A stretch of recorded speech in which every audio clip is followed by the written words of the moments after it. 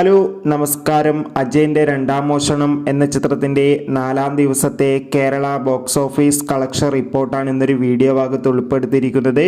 വീഡിയോയിലേക്ക് വരുമ്പോൾ ഈ വീഡിയോ ലൈക്ക് ചെയ്യുക, ചാനൽ സബ്സ്ക്രൈബ് ചെയ്യാൻ വേണ്ടി ശ്രമിക്കുക.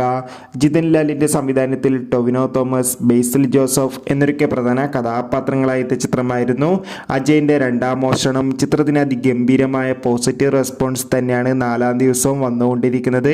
ഇന്ന് 4-ാം ദിവസമായ തിരുവോണദിനത്തിൽ ചിത്രത്തിന് അതിഗംഭീരമായ മികച്ചൊരു ബുക്കിംഗ് തന്നെയാണ് കേരളത്തിലെ എല്ലാ തിയേറ്ററുകളിലും നടക്കുന്നത്. അതുകൊണ്ട് തന്നെ 4-ാം ദിവസം മാത്രം ഏകദേശം 2.5 കോടിക്കടുത്ത് കളക്ഷൻ ലഭിക്കുമെന്നാണ് ട്രാക്കിംഗ് റിപ്പോർട്ടുകൾ സൂചിപ്പിക്കുന്നത്. എന്തായാലും ഈ ഒരു ഓണം ഇപ്പോഴിതാ അജയൻ്റെ രണ്ടാം മോഷണം എന്ന ചിത്രം തൂക്കിയെടുത്ത് നമുക്ക് ഉറപ്പിച്ച് പറയാം. എന്തായാലും കാത്തിരിക്കാം കൂടുതൽ കളക്ഷൻ റിപ്പോർട്ടിനായി. ചിത്രം കണ്ടവരുടെ അഭിപ്രായം കമൻറ്റ് ചെയ്യുക. സെപ്റ്റംബർ മാസം ധാരാളം ചിത്രങ്ങൾ OTT റിലീസ് ചെയ്യുന്നു. ചാനൽ പരിശോധിച്ചാൽ നിങ്ങൾക്ക് കാണാം.